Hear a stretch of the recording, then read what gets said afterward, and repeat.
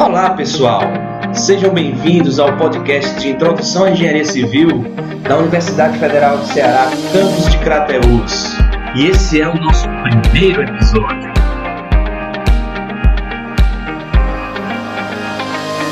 Hoje nós estamos com o engenheiro Washington Bastos. Ele é especialista em sistemas prediais e BIM.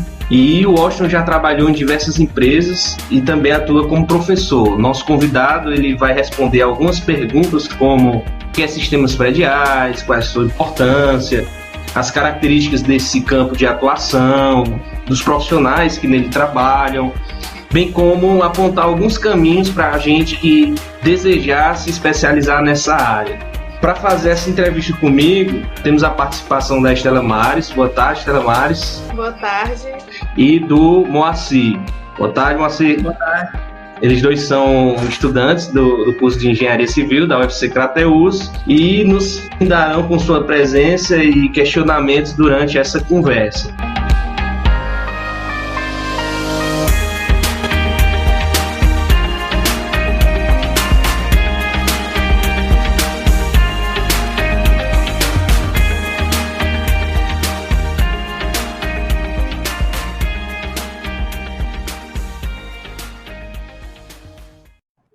Washington, eu gostaria que você falasse um pouco da sua pessoa, da sua carreira profissional, a tua formação, por onde você passou, né?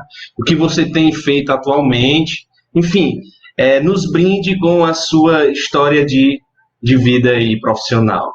Primeiro, muito obrigado pelo convite, certo? Eu sinto falta mesmo de estar mais presente na graduação, de contribuir para a formação dos novos engenheiros, então realmente é um prazer, objetivo de vida meu que está sendo cumprido, né? E sobre a minha carreira, eu também sou da UFC, tenho berço lá, entrei em 2006 na Engenharia Civil, terminei em 2010, e foi uma graduação bastante laborosa, digamos assim, que eu também fui do Programa de Educação Tutorial, PET. Lá a gente fez ensino, fez pesquisa, fez extensão, fiz monitoria de estatística, de mecânica, pesquisei na área de incêndio, de ferrovia, de estrutura, fiz extensão, ensinei inglês, organizei evento. Realmente, assim, eu entrava na faculdade 6 da manhã e saía 6 da noite. E a gente tinha casinha lá, então a gente trabalhava bastante. Terminada a graduação, eu comecei a atuar na parte de projetos de sistemas prediais, como projetista hidrossanitário no começo, depois de incêndio, e depois coordenando projetos, e aí mais para frente entrando na parte de BIM também. Nesse meio tempo, eu gosto realmente de dar aula, então eu dava aula na escola técnica, no CEPEP, na parte de edificações, também voltado para sistemas prediais, e fiquei atuando, dando aula e desenvolvendo projetos. Desenvolvi projetos de médio e grande porte, desde shoppings, hospitais, edifícios residenciais, comerciais, hotéis, para grandes construtoras do Ceará, de Marquise, Monte Machado, BSPA, Magis, Manhattan, enfim, foram diversas mesmo. Trabalhei aqui no Ceará, no Rio de Janeiro, em Maranhão também, e eu desenvolvi o projeto para os 3 estados, né? E nos últimos 5, 6 anos eu estou me aventurando aí no empresariado, que eu abri meu próprio escritório. Período bom, né? Esse período de crise foi um período ótimo, mas assim, de bastante aprendizado. Essa parte de empresariado é uma parte que eu realmente gosto, que eu sinto prazer. E é onde eu estou atuando até hoje, mais ativamente. Dando prosseguimento, né? A sua especialização, no caso, a sua área de atuação, é em sistemas prediais em BIM, né? Você pode falar um pouco sobre o que é essa área? Vamos lá. Os sistemas prediais, eles são divididos em 4 disciplinas, 4 grandes grupos, tá? Hidrossanitário, combate a incêndio, elétrica e climatização. Hidrossanitário e incêndio é a parte que a gente vai focar um pouco mais, porque é da parte da engenharia civil, mas eu também cuido da parte de elétrica e telecomunicações, que, querendo ou não, o engenheiro civil ele também atua muito como coordenador de projetos, e é uma área de nosso interesse também ter conhecimento. Na elétrica, né, a gente vê telecomunicações, que é telefonia, TV, dados, a gente vê elétrica de baixa tensão e elétrica de média tensão. E na parte de climatização, a gente vê exaustão, ventilação mecânica, pressurização, ar-condicionado. A gente acha que é só ar-condicionado, né? Mas tem bastante coisa também aí. O BIM, na verdade, como o BIM chegou interferindo, assim, adicionando em todas as disciplinas de engenharia, né? Desde o projeto até a manutenção. Todos nós fomos bastante envolvidos por essa nova tecnologia do BIM, né? De melhoria dos projetos e atuação lá na obra e tudo mais. Austin, quais são as principais características desse teu campo de atuação e dos profissionais que atuam nele? Eu trabalho com projetos, né? Basicamente, a área de projeto, eu gosto de dizer que a parte de projeto é quem gosta de resolver problemas, certo? Porque projeto é você antecipar problemas, pensar em soluções antes mesmo deles existirem. Uma característica assim do engenheiro, ele tem que entender realmente das disciplinas, a graduação ela é muito favorável nesse aspecto de gerar um vocabulário, você tem que aprender um idioma. Eu digo que cada disciplina que você atua é um idioma que você tem que falar, como inglês, francês. E aí existem algumas disciplinas de engenharia que você tem que ter fluência para trabalhar nesses idiomas. Né? Na verdade, quem trabalha com projeto, na prática, né, aprender a falar esse idioma não é o suficiente. A gente tem que entender de todas as problemáticas relacionadas ao desenvolvimento de um projeto, que é pensar tecnicamente, claro, mas também em questões de economia, em questões de qualidade de conforto dos objetivos do usuário, a compatibilização, né, de como é que o projeto vai ser utilizado por orçamentistas, compradores, na parte de planejamento, na obra, na manutenção. Então, uma característica grande de quem atua nessa parte de projetos, assim, importante mesmo, é entender um pouco da conjuntura total. Eu chamo de ser especialista e generalista ao mesmo tempo. Você tem que ser especialista na disciplina que você está projetando, mas você tem que ser generalista o suficiente para encaixar o seu conhecimento na gama de vários outros conhecimentos que estão relacionados com o projeto. Não adianta saber fazer só a sua parte, tem que ter um pouco da visão geral. Acho que é por isso que a faculdade de engenharia, né, ela é tão multidisciplinar, por natureza, né? Você vê 6, 7, 8 engenharias diferentes no curso de graduação, e isso, querendo ou não, é uma forma de abrir na mentalidade para poder atuar na prática. E é a mesma realidade para projetos, é a mesma realidade para quem está em obras. Você tem que saber um pouco de tudo e tem que saber encaixar todas as partes. O desafio, na minha visão, é esse encaixe. É bem difícil fazer esse encaixe para cada empreendimento. E as pessoas que trabalham na área, eu acho que é isso. É pessoal que tem que ser organizado, sistemático, tem que gostar de resolver problema. Não é aquele pessoal que, pega o pepino, pega o abacaxi, é teu. Não, na verdade, é meu, eu tenho que ajudar a resolver, eu sou responsável pelo conjunto dar certo. Então, essa característica, ela tem que ser muito forte de quem trabalha na área de projeto. Interessante aí o que você frisou, essa questão da multidisciplinaridade, da visão sistêmica, da solução de problemas. E nesse contexto, né, já puxando um pouco mais para a interação com os próprios clientes, que tipos de clientes você tem mais contato no sentido, por exemplo, clientes públicos ou privados? Essa área atende mais um lado ou outro? Que tipos de demanda normalmente eles estão associados? Grande maioria dos meus clientes são do setor privado.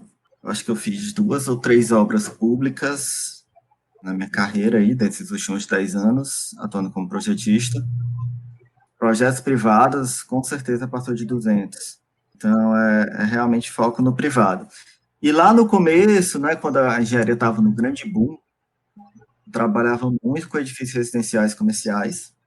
É meu xodó, porque eu trato com construtoras, eu trato com outros engenheiros, e aí tem uma sinergia muito boa quando o meu cliente também é engenheiro, sabe? Ele sabe a importância do projeto, ele sabe a importância do trabalho conjunto da equipe. E aí, nos últimos anos, quando eu abri o escritório, as construtoras deram uma esfriada, manteram a atividade no mínimo, e a gente passou a trabalhar mais com hotéis e principalmente com edifícios hospitalares, né, na área de saúde. Teve uma alta também no mercado dessa parte de saúde. E aí eles têm características, a gente sempre tem que absorver o critério do cliente, sabe? É uma função do gerente do projeto, entender o que é importante para o cliente. O que resolver tecnicamente, a gente tem que gerar uma satisfação do cliente, porque a gente lida diretamente com ele. E aí, nessa parte de saúde, a gente começou a trabalhar com critérios que não valorizavam, tanto assim, não priorizavam o aspecto técnico. Então, assim, a gente tinha que buscar uma economia maior, a gente tinha que pensar na manutenção. Esses eram os grandes critérios da maioria dos meus clientes nos últimos anos. E acabava que, junto com as decisões que eu tinha que tomar, valorizando a economia e manutenção, a gente também tinha que prestar alguma assistência de explicar o que era cada disciplina, por que tinha que ser feita daquela forma, por que tinha que ser feito um investimento a mais do que estava previsto por pessoas que não eram da engenharia.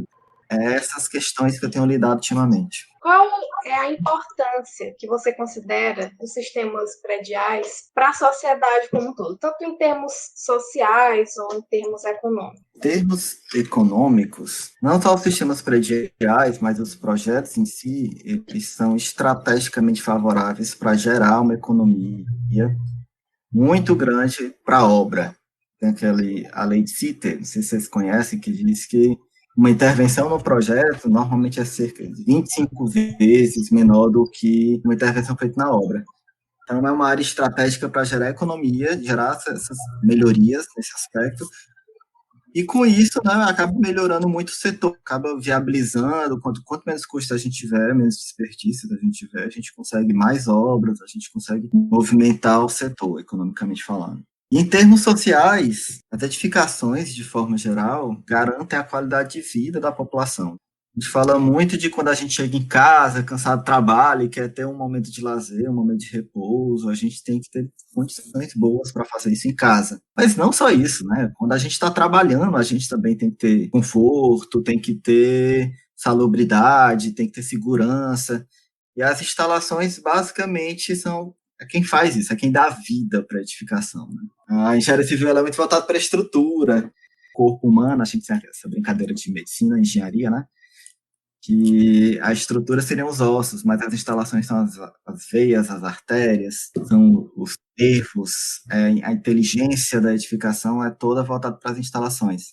Então, assim, é fundamental. A parte hidrossanitária gera higiene, gera saúde, a elétrica tem a ver com comodidade, com a segurança também. A climatização é um controle de temperatura para gerar conforto, gerar bem-estar, gerar saúde. A parte de combate a incêndio tem toda a parte de dirimir e controlar os riscos de vida patrimonial, econômico, social. A gente também faz combate a incêndio de museus, patrimônios históricos, né, como o nosso querido UFC. Então, esse é o panorama que a gente trabalha como projetos de instalações prediais. Washington, tu acha que existem muitos impactos do ponto de vista da sustentabilidade ambiental? E assim, se tiver, como é que você acha que pode ser possível melhorar esse quadro? Tem sim. Os projetos, eles têm um potencial gigantesco de trazer inovações para a construção, né?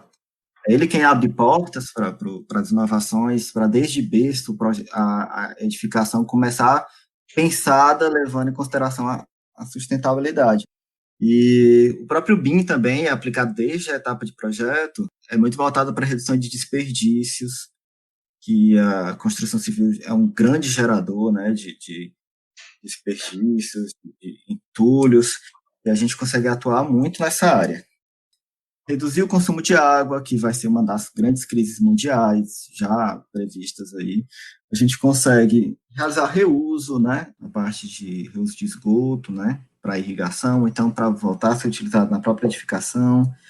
Descartar água, a gente faz a parte de reuso.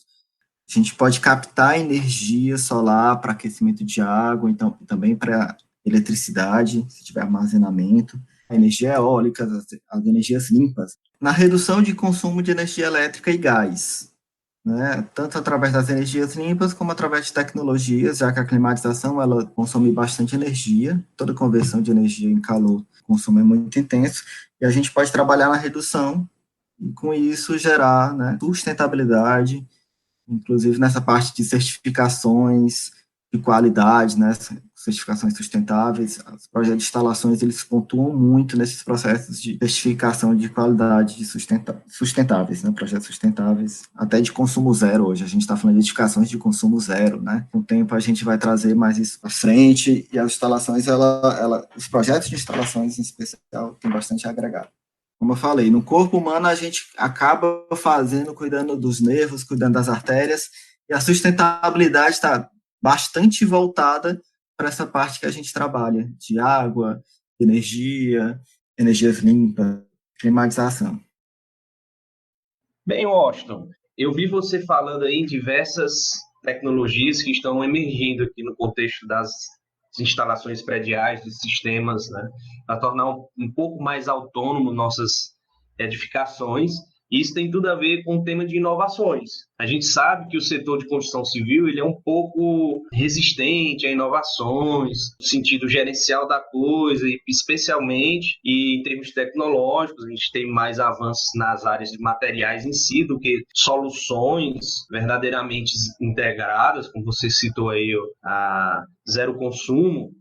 E o que a gente tem visto é uma verdadeira revolução diante desse cenário, com a inserção do BIM, né? E ninguém melhor do que um especialista em BIM para a gente entender um pouco mais sobre o que viria a ser esse BIM, esse novo momento da construção, do setor construtivo, e qual o impacto que essa nova terminologia, que eu vou deixar para você esclarecer, tem na área de sistemas prediais. A gente já falou realmente das inovações. Uma das inovações que a gente tem explorado bastante é o BIM. O BIM está quase deixando de ser inovação, por um certo ponto de vista, tá? Mas, por exemplo, no mestrado a gente estudou muito o BIM, e acaba que a amplificação do quanto o BIM pode ser utilizado, ele sempre vai ser uma inovação. Mas, assim, o BIM, o projeto ser iniciado, ser concebido em BIM, ele já está presente no mercado, ele já está virando requisito de algumas construtoras, e aí está perdendo essa característica de inovação. Mas não deixa de ser. E o que é o BIM, né?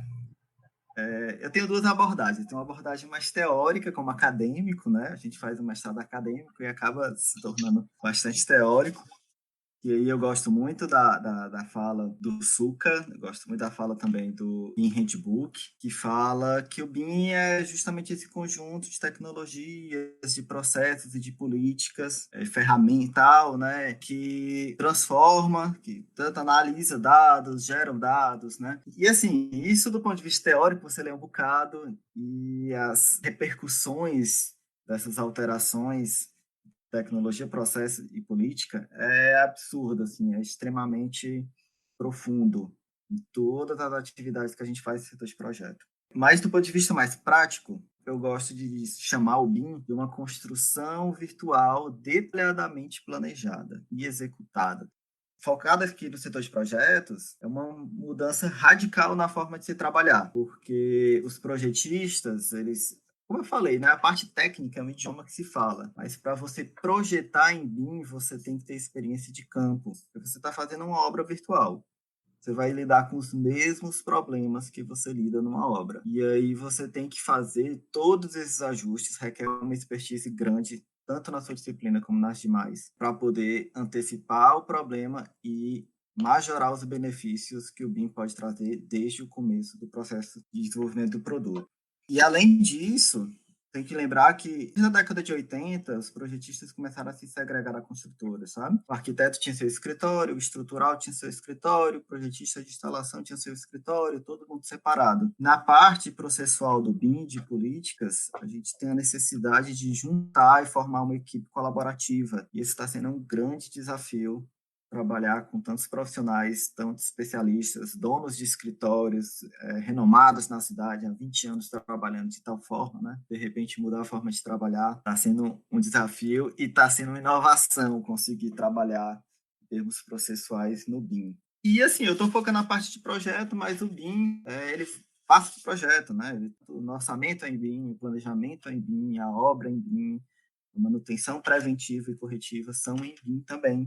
tem diversas ferramentas, tanto na parte de tecnologia de processo, de política, para agregar valor, né, de trazer inovações, novas formas de se construir, novas formas de se desenvolver o projeto, novas formas de se gerir o projeto, documentação. Enfim, realmente o meu trabalho ultimamente tem sido muito voltado para o BIM, de mudar os projetistas, né, os meus colaboradores, para trabalhar nessa nova metodologia e trabalhar o cliente também, que não é tão acostumado. Devido ao mestrado acadêmico, a gente acaba querendo trazer mais benefícios e os clientes ainda estão num pegada um pouco mais lento, mas estão bastante interessados e está mudando bastante o mercado. Washington, como você falou da construção virtual, como é que você poderia fazer essa diferenciação da construção virtual e de um modelo BIM autoral? Para quem está iniciando o BIM, eu gosto muito de chamar o BIM de construção virtual, tá? Mas esse não é o termo mais apropriado, o BIM é mais do que construção virtual. Na prática, o que a gente costuma executar, né? Começa os projetistas desenvolvendo os modelos BIM autorais, para cada disciplina, tá? Instalações hidrossanitárias, elétricas, arquitetura, estrutura. Cada projetista acaba modelando os critérios que são importantes para o projeto. Por exemplo, hidrossanitário, a gente trabalha com vazão, com pressão, com ruído. A gente trabalha mais com essas características, né? Perda de carga, enfim. E determinados os modelos autorais, a gente tem uma etapa pré-obra ainda, que é a etapa de construção virtual, que é feito um modelo de construção virtual. Normalmente é um engenheiro de obra com mais experiência de campo, que ele junta os projetos autorais e ele meio que adiciona novos critérios, novos parâmetros que favoreçam a obra. Por exemplo, os custos de cada material, a ordem das construções. Muitas vezes o projetista autoral não pensa nisso, mas na obra a gente tem construções temporárias, como canteiro, almoxarifado, né? Um central de argamassa, enfim. A gente também tem escoras, enfim, tem diversos elementos que os projetistas não levam em consideração, mas na construção virtual ele tem uma visão mais voltada para a construtibilidade. Aí ele desenvolve um modelo que adiciona essas informações e favorece ainda mais a parte de orçamento, planejamento e da obra em si. Então, na prática, a gente tem essa distinção clara entre os modelos autorais e a construção virtual. Mas acaba que eu gosto de falar que lá nos projetos a gente já começa com uma construção virtual, porque, querendo ou não, o projetista está desenvolvendo uma construção real, só que no computador. Washington, na sua formação, quais as disciplinas que você mais gostava e te motivaram a atuar em instalações?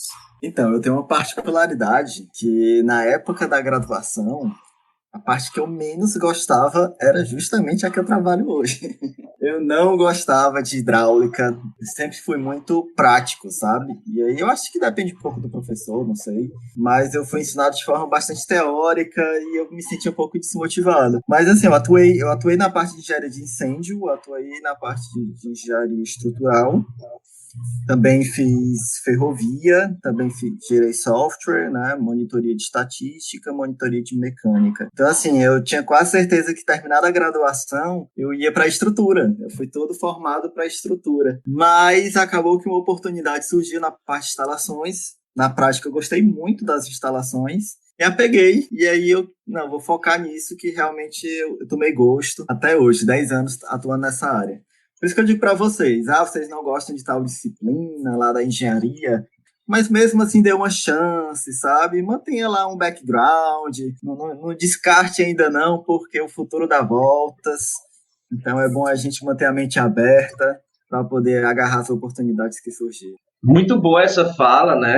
É muito enriquecedora, até porque a gente é forçado a percorrer um longo caminho de diferentes formações, né? A engenharia generalística, digamos assim, e é justamente para que a gente possa fornecer aos nossos formandos a possibilidade de se reinventar no futuro. Imagine que surgiu a oportunidade para o Washington de atuar nessa área e ele não tivesse tido um mínimo de formação, ainda que mínima, para que ele pudesse atuar nesse ramo e conseguir seguir em frente. E mais que isso, a ausência de praticidade que ele teve na academia, a gente tem que procurar mudar cada vez mais, foi o que cativou ele quando ele começou a trabalhar. Só que ele tinha os fundamentos necessários para que ele pudesse deslanchar nessa área. E aí, aproveitando esse ensejo, Austin, você teria algum caminho a recomendar para quem queira se especializar nessa área, uma atenção especial, que tipos de cursos ou habilidades você acha que a pessoa já poderia ir trabalhando, se ela já se identificar, obviamente, né? Porque, como você falou, pode ser uma reviravolta da vida, mas se acaso alguém tenha se identificado, gostado, né? Que indicações você daria para essa pessoa já começar a ir trabalhando um pouco mais e sair, talvez até numa situação mais favorável do que é que você sentiu quando você saiu e teve que lidar com essa área, né? Para começar, eu acho que desenho, interpretação de projetos, leitura de projetos, a gente tem que ter uma pegada um pouco mais prática para projetar. Embora os projetos, eu acho que seja a parte mais teórica, ainda assim a gente tem que ter uma visão voltada para a prática, sabe? É um misto perfeito entre teoria e prática. Ter essa inclinação, eu acho que já é um caminho bom para se seguir. E aí, essa parte de sistemas prediais em específico, a gente é bem abastado de cursos de extensão. A gente tem diversos cursos de extensão em Fortaleza, muitos de EAD também. Tem o IMBEC, tem uma EGTEC que faz vários cursos aqui em Fortaleza. Tem o Siduscom, tem o CREA. E outro caminho também que eu acho muito interessante é já trabalhar com sistemas prediais e o BIM ao mesmo tempo. E hoje você pode ir na internet comprar alguns templates que são modelos, né, de desenvolvimento de projetos BIM já pré-configurados. Normalmente esses templates eles já vêm com cursos para você manusear o modelo e também eles já vão ensinando alguma coisa de como é que são as instalações. A gente também tem muitos livros mais práticos voltados para instalações e para projetos. Eu acho que essa parte de extensão é um bom caminho a se seguir. Aproveitando essa parte sobre as instituições que você consegue eleger, digamos assim, ou numerar os principais centros de referência da área aos sistemas prediais aqui no Brasil? É um pouco complicado para os sistemas prediais, tá? Porque, assim, os cursos de extensão, a gente tem a vantagem que tem muitos cursos de extensão EAD, mas eles vêm realmente de todo o canto do Brasil. Pós-graduação também está bastante disseminada, assim, a gente tem no Sul, a gente tem no Sudeste, a gente tem aqui também, em Fortaleza. Então, assim, é uma área que ela é bem dissipada. Até os pesquisadores, quando você vai estudar academicamente os sistemas prediais, você não tem aquela grande figura que tem no desenvolvimento de projetos, que é a Patrícia, de Souza Paulo, no BIM, né, tem o Suca, o Cassim. Os sistemas prediais, agora quem eu poderia destacar, que assim, acaba aglomerando e incentivando muitas pesquisas para estudantes, é a Marina Ilha, que ela é da Unicamp. Ela teve algumas publicações muito boas, a parte de hidrossanitário. E a Lúcia Helena de Oliveira, lá da Escola Técnica da USP. Ela também tem bastantes artigos nessa área de hidrossanitário. Para combater incêndio, a gente tem menos pesquisas acadêmicas, mas acaba que os treinamentos, as extensões, elas são desenvolvidas pelos próprios corpos de bombeiro local, né? Cada estado tem seu próprio corpo de bombeiros e eles realizam cursos, treinamentos para desenvolvimento de projetos. Eles têm bastante a oferecer nesse aspecto. Climatização, a gente tem a Brava, o Conselho de Climatização é muito bom. Ela desenvolve cursos excelentes.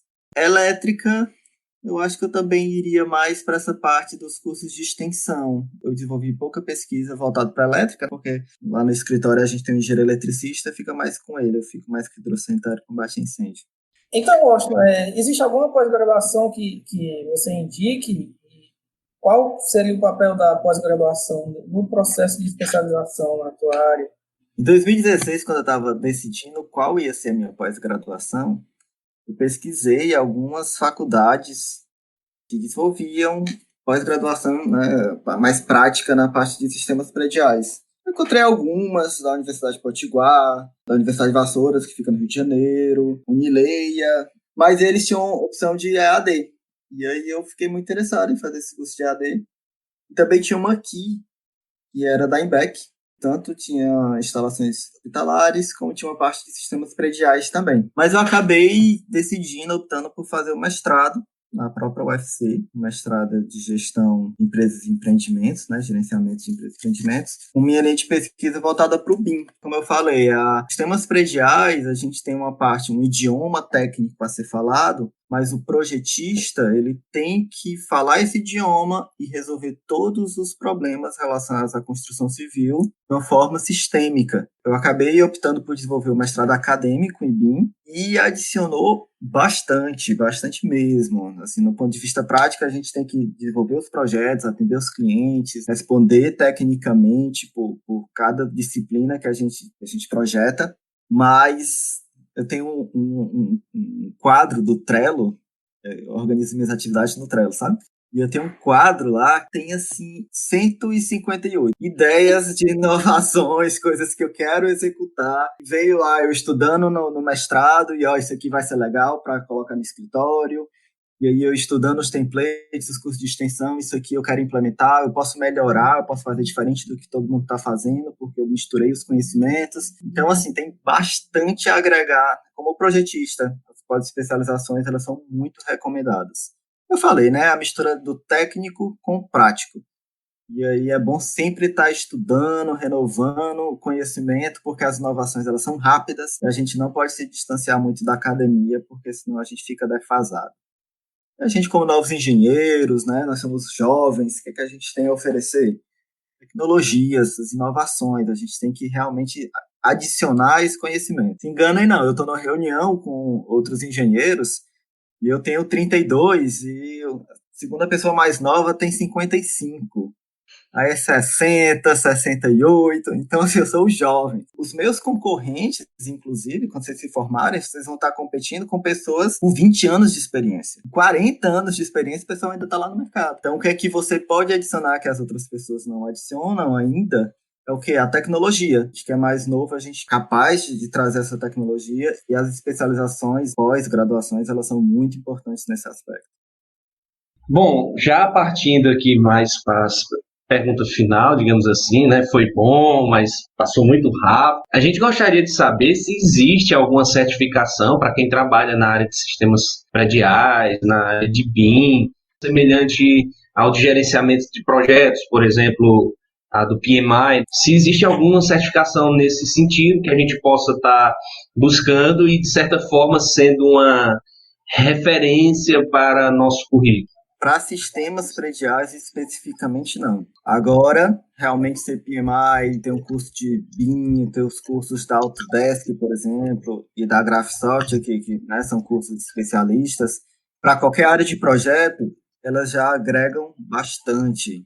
Como projetistas, essas áreas de atuação também são muito boas. E o próprio portfólio, como projetista, da gente participar dos processos de certificação de qualidade, de sustentabilidade, de edificações que a gente participou, né, como LEED, Aqua, são certificações que acabam indo para o currículo e valorizando como profissional para atuar de forma diferenciada no mercado, né? Bem, galera, infelizmente a gente está chegando ao fim, certo? E eu gostaria mais uma vez de agradecer ao Washington por essa oportunidade de ter essa conversa, essa visão de mundo que você trouxe, essas suas experiências dentro da academia, né, durante a sua formação, as reviravoltas que aconteceram na sua vida e especialmente essa sua visão muito bem estruturada, muito bem fundamentada. Para mim ficou muito claro o que foi dito sobre os desafios que a gente enfrenta quando se forma engenheiro. E aí, nessa pegada de desafio, eu gostaria de lhe facultar a palavra, de deixar à vontade para dar uma mensagem final para essa galera que está entrando, né? Então, especificamente a turma de Introdução à Engenharia, e também para a galera que está no decorrer do nosso curso, seja um pouco mais no meio, seja mais no final, como a Estela e o Moacir. Já agradecendo aqui em nome da equipe, em nome da UFC e em nome da UFC Crateus, essa sua imensa colaboração na tarde de hoje. Então, Cândido, muitíssimo obrigado pela oportunidade de estar aqui com vocês, tá? Estela e Moacir também por ter participado.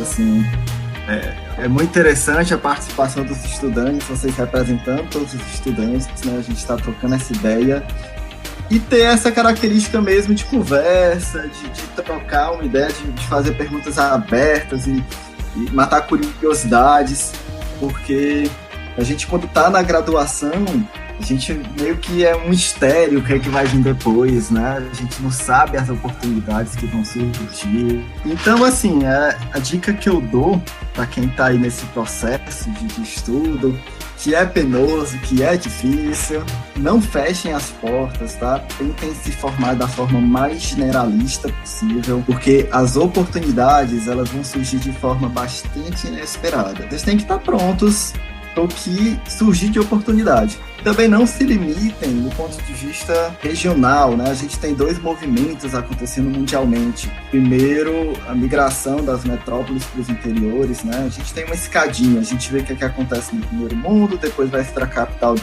segundo mundo e depois vai para os interiores. Então, esse processo de transformar cidades em metrópoles, que é a nossa ignição da engenharia civil, né? É o que movimenta o nosso setor, ele está acontecendo em escala mundial e a gente visita alguns interiores e já vê edifícios altos, já vê edifícios mais complexos. Então, assim, a gente tem que ter pessoas na frente desse processo para poder dar certo e nada melhor do que as pessoas das próprias regiões. E, além disso, o mundo está cada vez mais virtual, mais digital. O engenharia civil não vai ser diferente disso. A gente está falando de BIM, que é justamente um processo de sair um pouco da realidade e explorar todos os benefícios, né, da virtualidade, digamos assim. Vocês têm um UFC aí com vocês, que é o meu xodó, eu sou apaixonado pelo UFC. Realmente eu dizia assim, é a minha casa, assim, quando eu quero conforto, primeiro era a casa dos meus pais, depois era o UFC já, porque realmente é um ambiente que eu sou apaixonado. Então explorem bem os benefícios que os professores estão trazendo para vocês. A gente, além da engenharia do campo prático, a gente tem toda a parte acadêmica, essa parte EAD também. Então, assim, são várias oportunidades que vocês podem estar explorando. Então, mais uma vez, muitíssimo obrigado pela oportunidade. Eu, assim, me sinto realizando meu objetivo de vida, trazendo esse conhecimento, trocando essa ideia com vocês. Eu fico totalmente à disposição de gerar qualquer esclarecimento. Qualquer dúvida pode me mandar, eu vou estar aí disponível para vocês no que eu puder ajudar, tá? Espero muito em breve estar aí visitando o campus de vocês, dando alguma palestra, algum curso, dando junto aí, tá bom? Obrigado, Cândido.